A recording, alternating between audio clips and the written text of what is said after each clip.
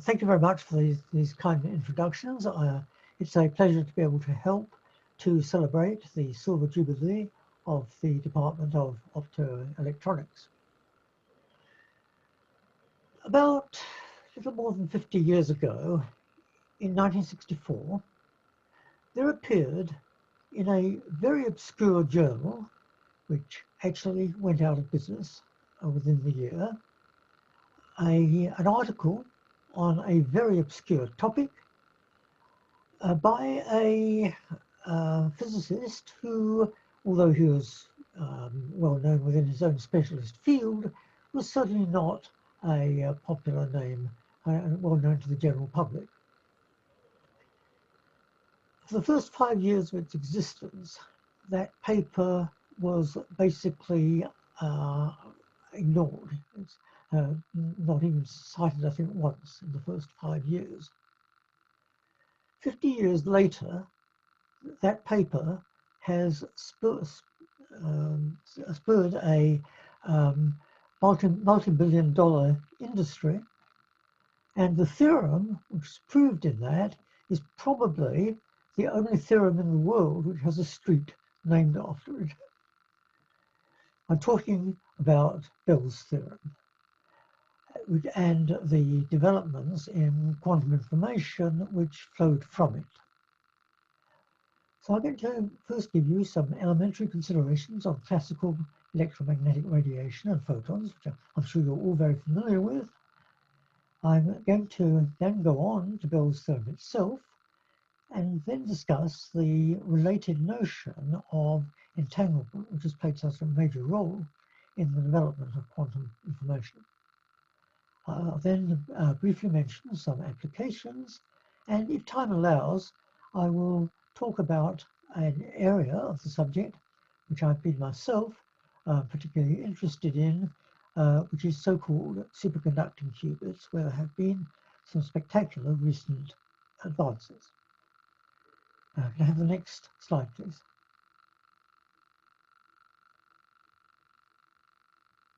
Could you, yeah, thank you. Okay, so this slide just gives you some very familiar, I think very familiar considerations concerning classical light waves. Imagine we have a classical light wave which is propagating into the screen. Then, for example, it may be polarized, it may have its electric field in the x direction, vertically, or in the y direction, horizontally. And the two formulae for the electric field are given by these formulae at the top. Now, a very important principle in classical electromagnetic theory is the principle of classical superposition. That is, I can actually put together an x polarized and a y polarized light wave to make a light wave which is polarized somewhere in between in the xy plane, as you see in the diagram. In that case, the formula is given by the real part of exx plus eyy, etc. There's also a solution of Maxwell's equations, the equations of classical electromagnetism. One thing to notice is that when you write the electric field of the light wave in this form, then the components E sub x and E sub y may be complex. For example, you might have an electric field which is given by the real part of x plus iy exponential ikz minus omega t. And if you think about what that looks like, if I'm sitting at a given point in space, the electric field will appear to be rotating in the xy plane.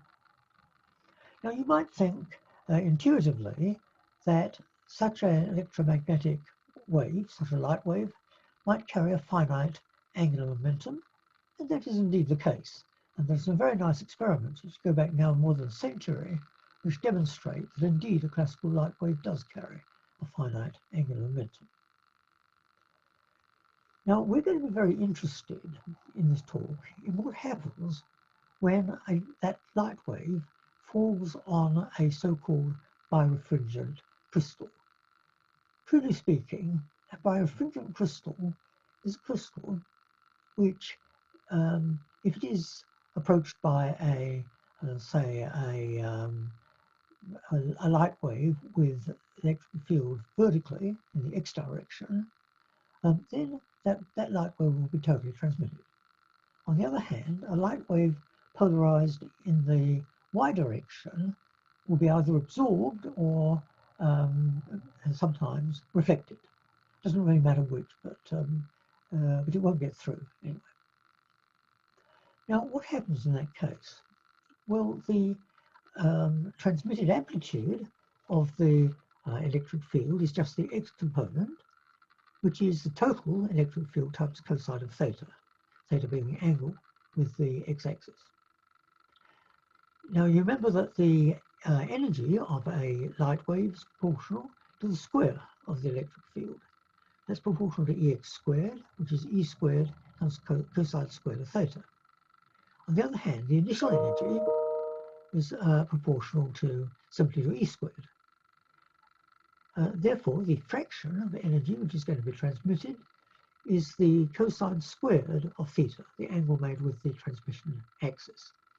And that's the famous theorem known as Melis's law, which was found by physicists way back in the 19th century.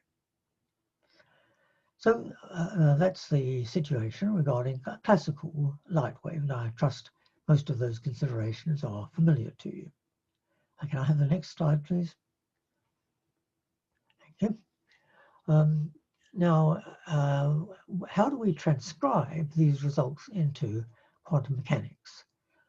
Well, we tend to think of the light wave in quantum mechanics in terms of photons, that is, minimal chunks of the light wave.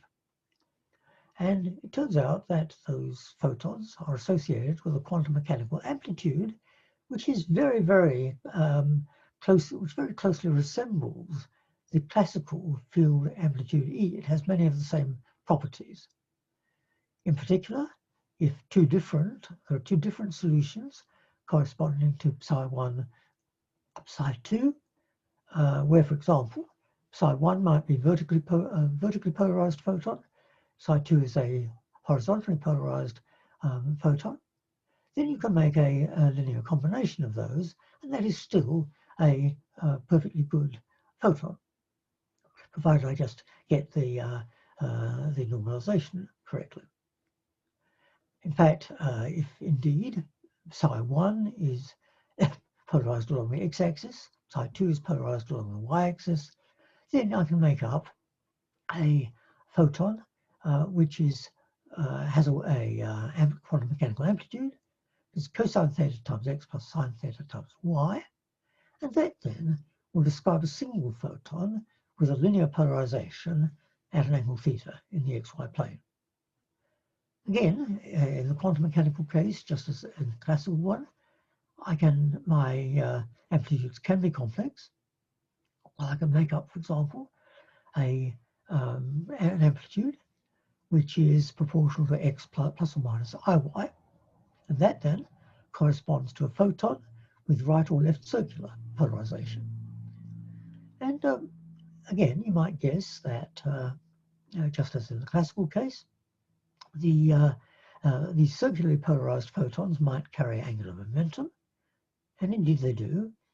The angular momentum is plus or minus h bar. H bar is Planck's constant divided by 2 pi as usual, where the plus or minus corresponds to whether it's polarized clockwise or anticlockwise. Now, what happens when a single photon is incident on a birefringent crystal? Now, remember that in the classical case, the part of the electric field which was proportional to x was transmitted, and the part proportional to y was reflected. So if in fact the photon was polarized along the x-axis, then it will certainly be transmitted. if it was originally polarized along the y-axis, it will certainly be reflected. But what happens if it's actually somewhere in between? If it's cosine theta times x or sine theta times y? Well, the trouble is that the photon is, as it were, the minimal chunk of electromagnetic radiation, and therefore, at least at the level of discussion we're doing now, it can't be partly reflected and partly transmitted. It's either got to be reflected, period, or transmitted, period. It can't be split. That, in fact, is not entirely true, but to discuss this in more detail would get me take me some time. So let's say that at least in many situations, the statement is right, the photon can't be split. So what happens? Well, what we find is, next slide, I think, please. Next slide, please. Next. Yeah. So it has to be either transmitted or reflected. And what we actually find is that the probability of transmission depends on the angle made by the transmission axis. It's simply cosine squared theta. So there's a very close correspondence between the classical case, in which the fraction of energy transmitted was cosine squared theta, that's Madison's law, and the quantum version, in which each single photon is either transmitted or reflected, but the probability of transmission is again cosine squared theta. So what this means is, if I have a lot of photons, then the quantum result will look pretty much like the classical result.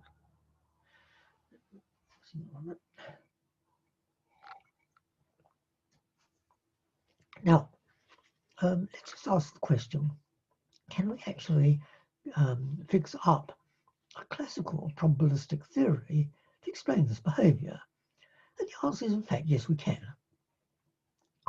Suppose we imagine that when a photon has nominal polarization, say along the blue axis in the diagram in the middle of the slide, then it actually has a true polarization variable which is distributed at random around that blue arrow, again as indicated.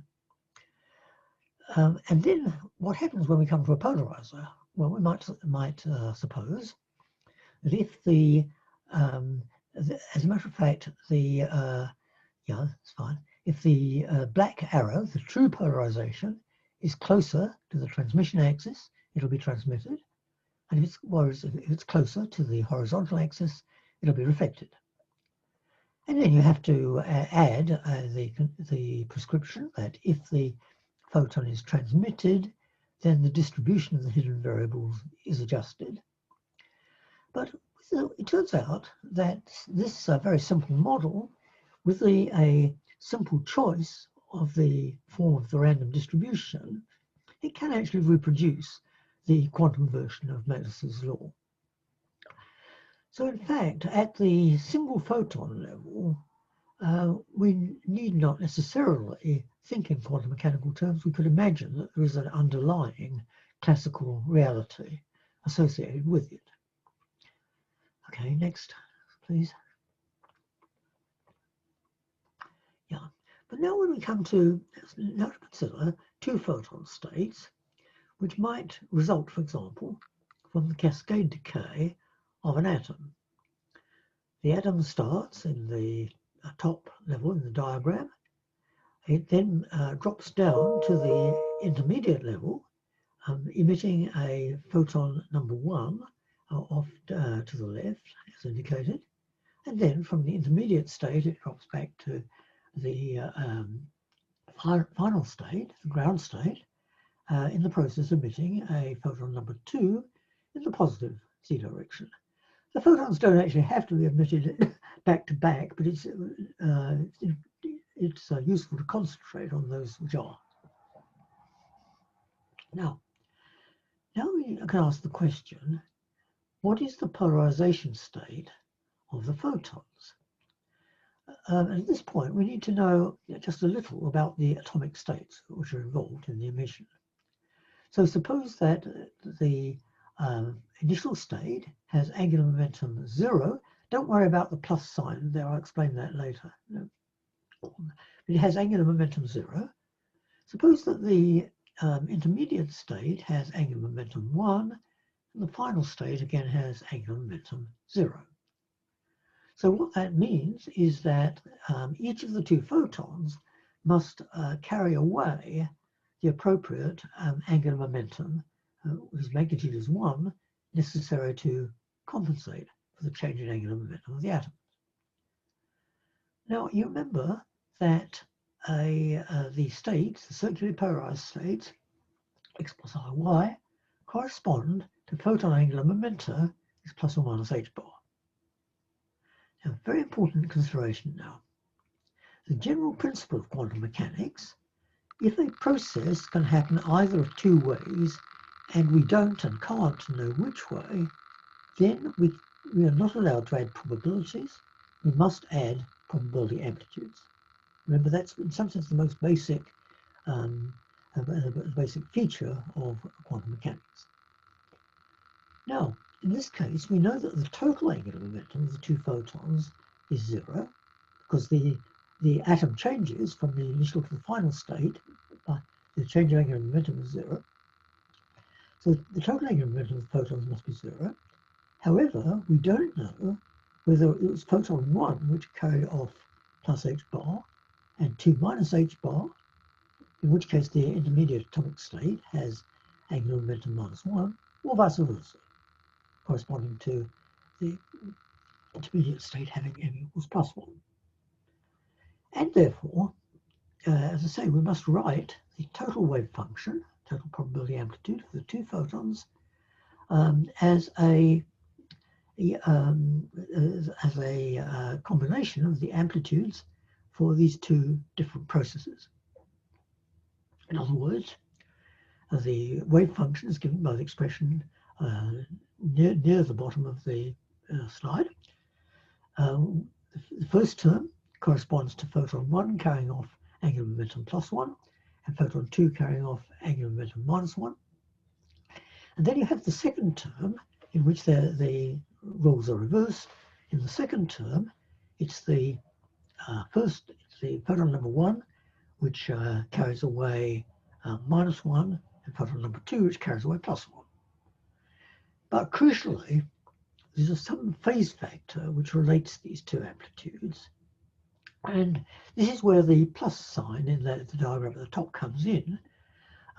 It turns out that if both the initial and the final states have even parity, which is the case in many interesting cases, then the phase factor is simply plus 1.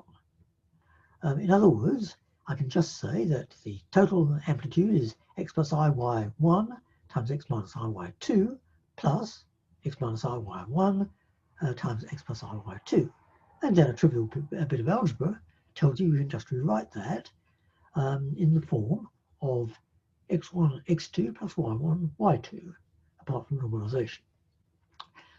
So what that says then is that it's possible to regard the combined state of the two photons as a linear superposition of a state in which they both have a polarization along the x-axis and a state in which they both have polarization along the y-axis.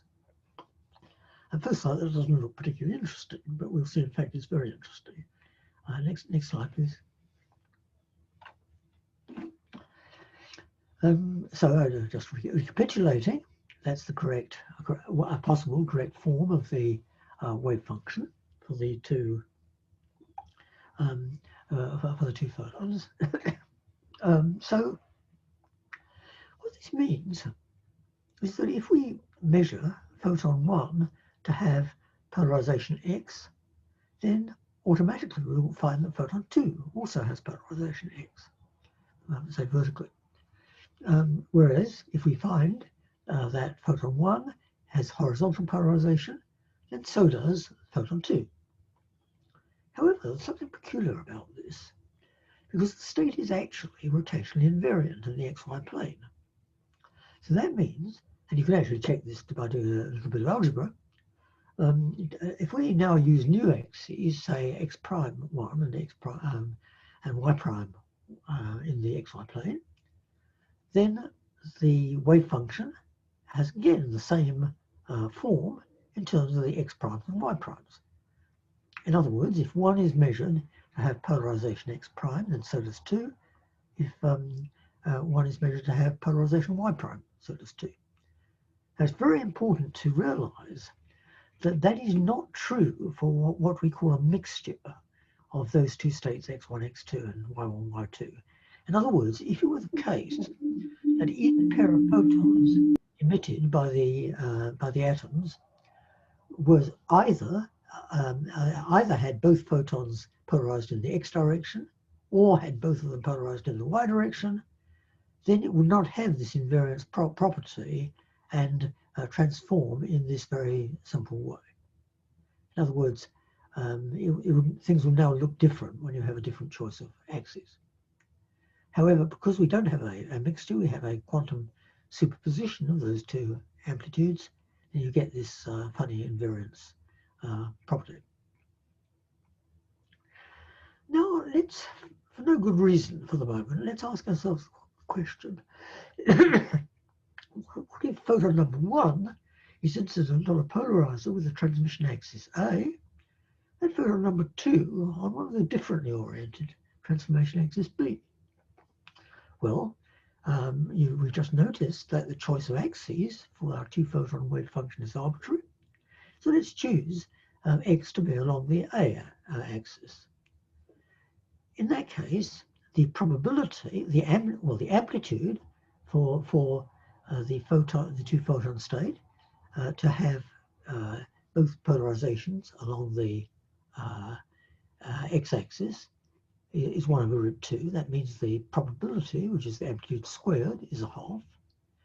So the probability then of transmission of photon 1 is simply a half. However, here comes the crunch. If photon 1 is transmitted, then the polarization of number 2 also has to be along the x-axis, which, remember, we've chosen to be the a-axis. So the probability of transmission through a polarizer set in some other direction, b, according to Melis's law, is simply the cosine squared of the angle between a and b. And that's the result at the bottom of the slide here.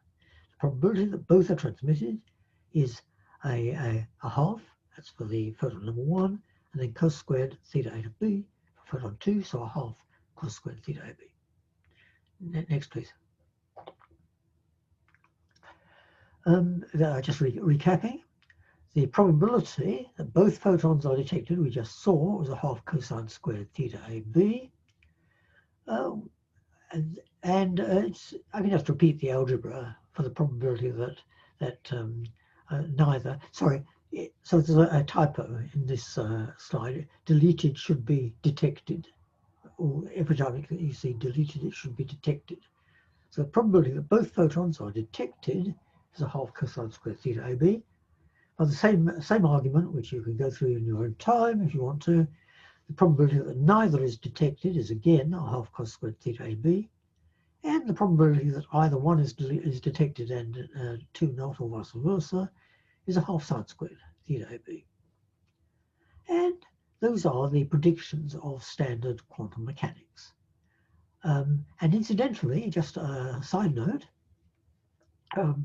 you notice that we can rewrite the first line in terms of just do a trivial bit of trigonometry as a quarter times 1 plus cos twice theta AB.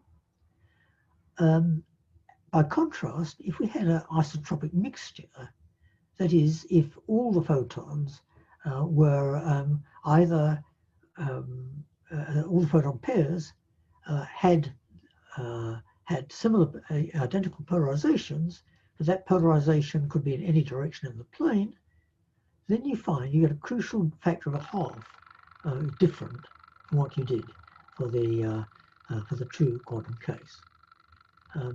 And that turns out in many applications to be very crucial. So there is a difference between the predictions of the true quantum superposition and the predictions for an isotropic mixture. Now, let's, at this point, we've noticed then, we've said these are the predictions of standard quantum mechanics. Let's now ask ourselves the question which John Bell asked himself in 1964. Can these predictions be explained by a classical probabilistic theory? You remember that for a single photon case, Malus's law was perfectly straightforward to explain by an underlying classical model. Can we find an underlying classical model for the two photon case? And to discuss this question, it's convenient to just make a few definitions. Let's do the following. Suppose that for a given photon pair with a polarization 1 set at A, photon 1 is detected. Then we will say that by definition, that photon had the property, or has the property, that capital A, number capital A is +1. If the photon is rejected, then the capital A is -1. Similarly, with polarizer 2 set at B, if photon 2 is detected, we define capital B to be +1, and if it's rejected, then capital B is -1. So then, the statement we've made in the box on this slide is equivalent to the statement that for the average over the ensemble of pairs, the expectation value of A times B is cosine squared of theta AB minus sine squared of theta AB, which is simply cosine twice of theta AB. Again, notice that for a mixture that would not be true. The expectation value would be at half cosine twice theta AB. In other words, in some sense, the quantum theory, or the quantum state, is giving you a stronger correlation between the results for the two photons that you get from a classical isotropic model. Now, just notice that there are some special cases which are rather trivial. If theta AB is 0, that means the two detectors are set, the two polarizers, are set parallel. Then the expectation value of A times B is just +1. And if they're set perpendicular, then the expectation value is -1. And this was essentially the feature which was noticed by Einstein, Podolsky, and Rosen way back in the 30s. And in fact, those two special cases, it turns out, can be accounted for by a classical probabilistic model. However, there's more to the situation than that. Next slide, please. Yeah, so I just running through, I just set up the experimental configuration again. You have an atomic source, emits two photons back to back, and now let's just pretty up the situation a little by imagining that photon 1 is directed into a switch, which in turn will deflect the photon into one of two counters. And the crucial point is that these two counters, they consist of a polarizer followed by a detector, but the transmission axis of the two polarizers is different. So in other words, you cannot simultaneously measure the property A and the property B on photon number 1. And similarly, at the other end of the laboratory, the photon is switched into one of two counters. Again, these two counters measure different things, C and D. So again, just taking up our definition from the last slide, if photon number 1 is switched into counter A, then if counter A clicks, A is +1, is defined to be +1 for that photon, and if counter A does not click, then A is defined to be -1. Now, very important to notice, if photon 1 was not switched into counter A, then counter B, then at least so far, the property A is simply not defined. Now, what can the experiment measure? Well, basically, the interesting thing to measure in this experiment is the correlation between the results you get at the two different ends of the laboratory. the two different measuring stations. So you can measure the experimental value of the experimental correlation of A times C on one set of pairs. That is, the set of pairs for which photon 1 was switched into counter A and photon 2 into counter C. You can measure the correlation of A and D on a different set of pairs, namely those for which 1 was switched into A but 2 now into D. And it turns out that there's a quantity of special interest which quantum mechanics makes clear predictions. And that is the sum of the correlations of A and C, of A and D, B and C, minus the correlation of B and D. We'll see in a moment why that is especially interesting. So next slide, please. Okay, so why are we so interested in this? Well, let's imagine that this is not quite following Bell's original paper, but following a very important development of it, which was published by a group of people a few years later. Let's define what we're going to call an objective local theory. And that theory, that class of theories, is defined by three postulates. The first is local causality in the sense of Einstein's special relativity. That is, we assume that causal effects cannot be transmitted faster than the speed of light.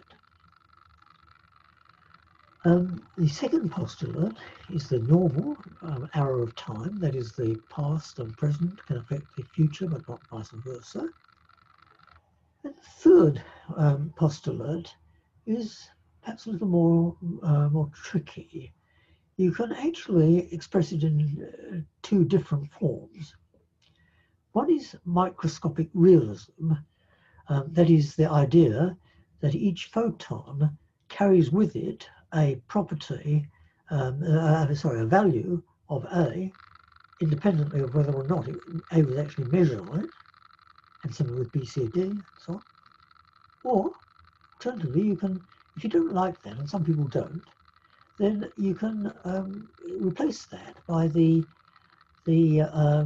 postulate of so-called macroscopic counterfactual definiteness. And I'll just put that aside for a moment and come back to it in a few minutes. So let's see how I'm doing for time. Might have to, let's see, I think I'll probably go through this.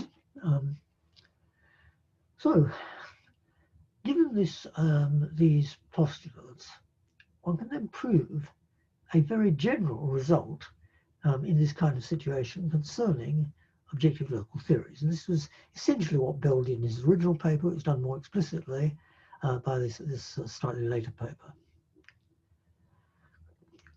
And I just go through this argument just to convince you that it really is very simple indeed. There's nothing at all mathematically sophisticated about it. Step one, postulate number 3 says that for each photon number 1, either that photon had the value +1, A equals +1, or A equals -1, independently of whether or not A is actually measured. Step 2, the value for of A for any particular photon number 1 is unaffected by whether or it was C or D, which was measured on the corresponding photon number 2. Why can we say that? Well, provided that the events at the two measuring stations are what we call space-like separated in the language of special relativity, that is, there's no time for a light signal to propagate between these two events, then there can be no causal connection between them. That gives you step 2. Step 3 then follows that for each pair, the quantities like AC, AD, BC, and BD exist with A, B, C, D equal to ±1. And here is the crucial point. the value of A, which occurs in the combination AC, is exactly the same as the value which occurs in the combination AD, etc., etc. And now, at this point, you can just do a very simple bit of algebra to show that for each pair, the combination AC plus AD plus BC minus BD cannot be greater than 2. I mean, if you have any doubts about that, well, there are only 16 possibilities corresponding to the possible values of each of these quantities being plus or minus 1. So you can just write them out and check for yourself that that is true. And therefore, for a single ensemble, the expectation values over that ensemble must have the same property. They must, the combination must be less than or equal to 2. But however, there's a slight catch here because these the expectation values were not actually measured on the same ensemble, because you remember that the ensemble on which AC was measured was different from the one on which AD was measured. However, you don't know in advance, the system, the photons don't know in advance what is going to be measured on them, whether they're going to be switched into one of the counters rather than another.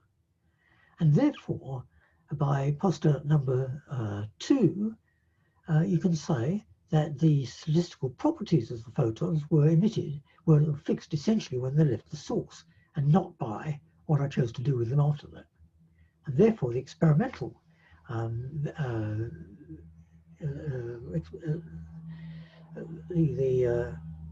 experimentally measured value of AC must be the same as its value for the total ensemble of photons. That's possibly the trickiest point in this derivation, but you can convince yourself that that works. So, given that, and given result number 5, let's go on to next slide and find the measurable quantity. K experimental is actually a directly measured experimental quantity. What we found is that any objective local theory has to satisfy the condition that K experimental is less than or equal to 2. So you say, well, okay, what's the big deal? So what about that? Well, let's compare that with the quantum mechanical predictions. Suppose the polarizer settings are A, B, C, and D, as in the diagram. Then, for example, for a 0+ transition, we predict that the expectation value of AC is the cosine of twice theta A sub C, etc. And if you just do the trivial little bit of trigonometry, which you need to do, then it turns out that for this particular arrangement of A, B, C, and D, the quantum mechanical prediction for the expectation value is twice √2. Now, twice √2 is clearly not less than or equal to 2.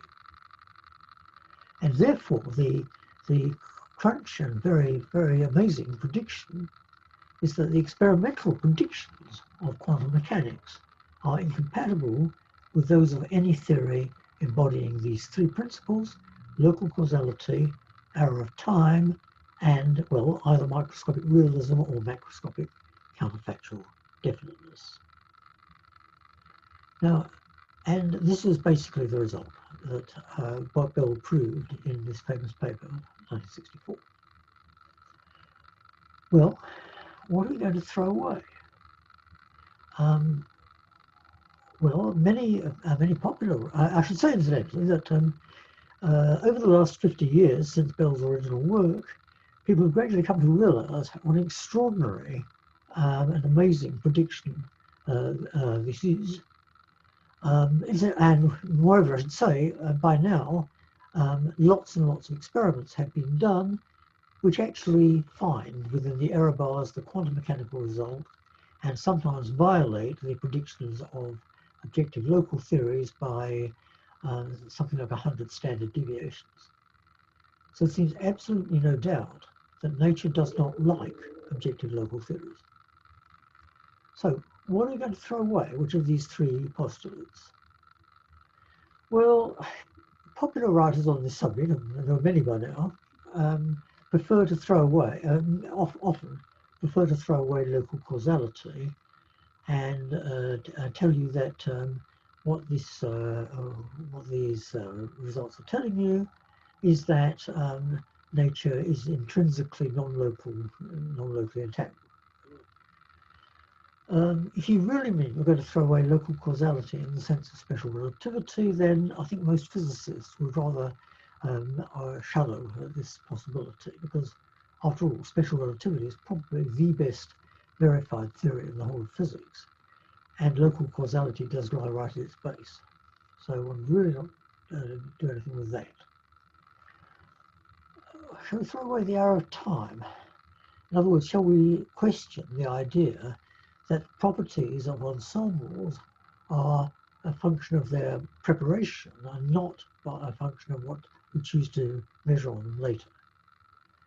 So if we do that, then really we don't have a way of conducting experiments in a meaningful way at all, as far as I can see. Because this principle is built in very, very deeply and fundamentally into the way we set up and interpret all our experiments. So again, I think most physicists would prefer not to throw that away. Well, so let's think about the third possible ingredient of objective local theories. The macroscopic, let's frame it not as microscopic realism, but rather as macroscopic counterfactual definiteness. So let's consider the situation that, say, photon number 1, we know for sure that if photon number 1 is switched into counter A, then either counter A clicks or counter A does not click. That's a directly observable fact. Let's, however, imagine that this particular photon number 1 was switched into counter B. Then, then we say to ourselves, well, let's imagine, contrary to fact, that it would have, that it had been switched into counter A. And then let's make two possible statements about that situation. Now, I don't think this is a quirk of the English language. If you doubt that these two statements are actually different, then try translating them back into some other language and see if they work or not. Statement number 1: under these conditions, that the photon number 1 was actually switched, had actually been switched into counter A. It's a counterfactual condition. Statement number 1: it is a fact that either A would have clicked or A would not have clicked. Well, certainly that's true whenever you actually do switch photon number 1 into counter A. So that looks pretty much almost a tautology. And I think most people wouldn't question that. But now let's consider the subtly different statement number 2. Either it is a fact that A would have clicked, or it is a fact that A would not have clicked. That's the statement, slightly different statement. It's the statement of counterfactual definiteness. The statement, in philosopher's language, is the statement that counterfactual statements have truth values. Well, they certainly do in everyday life. I mean, if I say to you, had I got up 10 minutes earlier this morning, I would have caught the bus, then it doesn't occur to you to question that as a meaningful statement, right? So, at least at first sight, the macroscopic counterfactual definiteness is a very plausible principle. However, philosophers who are somewhat ordinary people have for long been wondering about the status and meaning of counterfactual statements. So not all philosophers will agree that counterfactual statements have truth values, and it looks as if what Bell's theorem and the resultant experiments are now telling us is that indeed that's true. Counterfactual statements do not have truth values in general. And I think that's the solution probably a majority of physicists who've thought about this seriously would come to these days. Okay, so that's a long first part of my talk, but I hope I've got you to the point that you see that quantum mechanics is saying something about the world which we simply would not have even thought of had we been restricted to classical physics. Can I get to the next slide, please? So this brings up the idea of entanglement. Suppose we have a system which we're going to describe by quantum mechanics, and suppose that system is composed of two separated subsystems 1 and 2. Then there will be some wave function, some probability amplitude, which is a function of the variables of 1 and 2, and that's a very general statement. However, let's consider two possibilities. Suppose that the probability amplitude, the wave function, can be factorized into a function which depends only on 1 and a second function which depends only on 2. We call that a product state or a non-entangled state. In that case, the properties of 1 are described by chi of 1, the probabilities of 2 are described by phi of 2. And complete information on the system can be obtained by making measurements on the subsystems separately. That's not terribly interesting. The alternative case is that the two-particle wave function is not simply a product of chi 1 and phi 2. And then the state is said to be entangled. And we have actually met a famous example of such an entangled state is the two-photon state, given by 1 over root 2, x1, x2 plus y1, y2. You can just rewrite it, if you like, in slightly different notation in the second line. Now, that is not a product, and therefore, this wave function reflects the fact that subsystems 1 and 2 don't possess individual properties, which is one way of stating qualitatively the result of Bell's theorem. A complete information on the system is obtained only by correlated measurements on 1 and 2.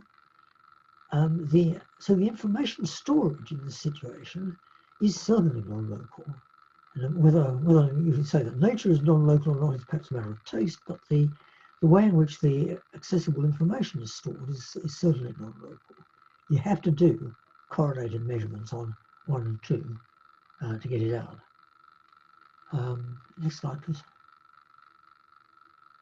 Okay, so having got you, I'm sure maybe you didn't need getting to the idea of entanglement. Let's now ask what kinds of application can we make of this? And this is indeed a question which has exercised a lot of people over the last 30 years or so. One application is so-called quantum teleportation. Because we have 4 players, the traditional Alice and Bob, A and B, and 2 auxiliary players, Claire and David, C and D. The rules of the game are that Alice is to transmit to Bob an arbitrary state of a photon. She won't even know what that state is that she's sending. She has to do this without direct physical contact. However, either Alice herself or her assistant David can communicate with B, for example, by a classical phone line. So next slide, please. So how do we do that? Well, it turns out we can do it. The way we do it is that Claire emits a so-called EPR pair. That is a pair described by that wave function which we just looked at. David then measures the combined state of the green photon, which he got from Claire, and the red photon, which is the one that Alice wanted to send, which she sent to him. Suppose that he actually finds that these two, he doesn't have to find that these two photons are described by an EPR pair, but suppose he does find that. Then both the pair that Claire emitted and the pair that David received are EPR pairs, and you can convince yourself that if that's the case, then the state received by Bob must be identical to that emitted by Alice. And so all he has to do is to pick up the phone and tell Bob that he actually did get an EPR pair. Well, maybe he didn't, but if he didn't, if found a different state, then there's a transformation that he can perform to rotate it into an EPR pair, and then so he instructs, he tells B that, and then B has to perform the inverse of that rotation. So perhaps not, first sight, is not particularly impressive. It's usually called teleportation, but it doesn't really match up to how that phrase is used, say, in Star Wars. So let's go on to the next application. Next slide, please.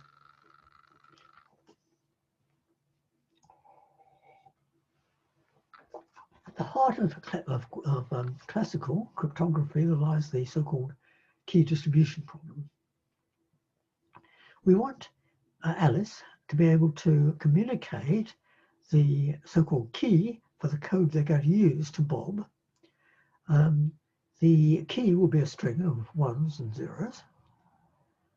And most importantly, in general, she will not be able to prevent an eavesdropper, traditionally called Eve, from listening in. So you can't prevent Eve listening in, but what she has to be able to do is to know whether or not Eve is listening in. And classically, there's no way of doing this, which is known to be 100% secure. And so the question is, can we use quantum mechanics to improve this situation? And this is the really fundamental result, which was found originally by Bennett and Brassard in a slightly different context in 1984, I think, and then slightly a few years later by Arthur Eckert using EPR pairs. So let me take the EPR version of Eckert. So the solution is that S emits a string of EPR pairs. Alice is going to measure either in the horizontal vertical basis or in the 45 degree basis in a random way. B, Bob, is also going to measure in one of those two bases. There's no, at this stage, there's no communication between Alice and Bob, so in general they may not measure in the same basis. However, at the end of the day, when they've recorded their results, Alice and Bob inform one another by a classical phone line which basis they've used for each measurement. They discard the ones for which they use different bases, and they compare notes on a subset of the rest. And if they always agree, then they can be sure of no eavesdropping, and then they use the rest of the string for the key. Why is this secure? Well, if first of all, Eve can listen into her heart's content on the classical phone line, and it won't give her any advantage, because she doesn't know the results that A and B told one another which basis they'd use, but they don't tell one another which results they've used, except for this small subset. So that's no use to her. Suppose that E tries to listen in on the quantum channel, that is, she tries to intercept the photon which the source is sending to Bob, note down whether it's horizontal or vertical, and then send it on its way. Unfortunately, that doesn't work, because by trying to measure the state of that photon and then reproduce it, E will automatically spoil it. This is the famous so-called no-cloning theorem. You can't receive an arbitrary quantum state and just multiply it indefinitely, or just in this case just send it on in the same state. So if he is listening on the quantum phone line, then when Alice and Bob compare notes at the end of the day, they will realize this, and so they were able to take appropriate precautions. And this is really, I think, a fundamental innovation in cryptography. Okay, next slide, please. And finally, quantum computation. Let's take, as an example, a set of particles of spin a half. Now, a single particle of spin a half is in a pure state. That's you can write down that state in terms of two independent variables, for example, corresponding to the angles made by the spin with the z and x axes. And if we have a collection of n particles of spin a half in a product state, then it's parameterized similarly by two independent variables for each of them. So the total number of variables which you need to specify in that case, for the product state, is simply twice n. However, what if the same collection of n particles is in a generic entangled state? Then you require, for the parameterization, not 2n, but 2 raised to the nth power.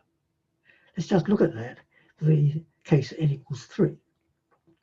You see that psi is in general a function of the three variables of each spin, 1, 2, and 3. So a general entangled state will have the form A1 times up 1, up 2, up 3, plus A2 times up 1, up 2, down 3, dot. You can see there are actually 8 states there, 2 to the 3. And what this then allows you to do is essentially a massively parallel computation. Now, at first sight, there's something a bit fishy about this, because at the end of the day, I've got to make a measurement, and that measurement has got to pick out just one out of those many states. So some people who haven't really thought about it sufficiently hard, have objected to the idea of a massively parallel computation. It's not going to work, because at the end, you can only pick out one state, which is true.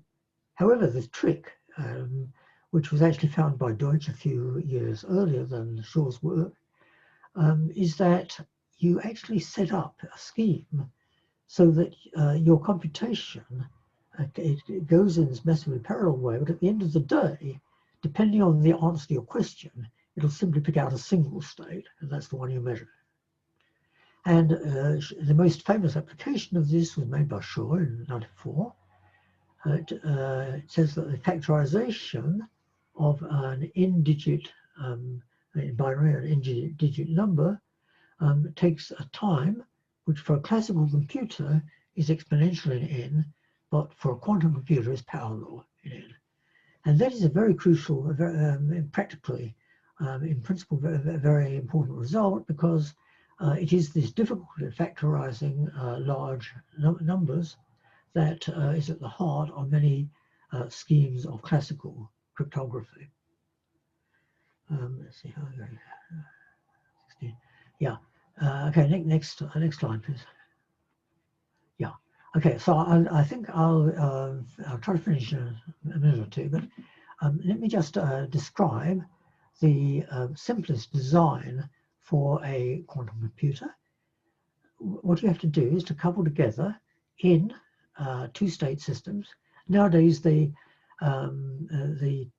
term which is conventionally used for a two-state system in a quantum computer is qubit, so n qubits, in such a way that we can reliably perform one qubit operations, which are non-entangling, and two qubit operations, which are entangling. Just to give you a very brief hint about why two qubit operations can be entangling, imagine that we have, say, two spins which are coupled by the Heisenberg interaction J times the vector sigma 1 dot sigma 2. So if I start with a 1 in state up and 2 in state down, that's not entangled. But under the evolution of that Hamiltonian, you can easily check that at a subsequent time, I'll get up 1, down 2, plus I times down 1, up 2. And although that's not strictly an EPR state, it's very, very similar to it, and it is indeed entangled. So what requirements do our qubits have to have? Well, it's usually best at least to have two states only. Having more makes it complicated. It have easy initialization and readout. They have to be scalable, and finally they have to be decoherence free. Now, what is it? Let me just explain briefly what I mean by decoherence free. It's a general feature that the more complicated you make a physical system, the more likely it is to interact strongly with the so-called environment. That is, all the things that are around, which you really would rather not have to consider. And the result of that interaction with the environment is going to tend to screw up the phase relations between the different parts of your system wave function. And that's a very general phenomenon which goes under the name of decoherence. So you want to avoid that as far as possible. And there's a figure of merit for the lack of decoherence, which is essentially the frequency of the characteristic frequency of the two-state system you're talking about, times the dephasing time, which is, crudely speaking, the time for decoherence to take full effect.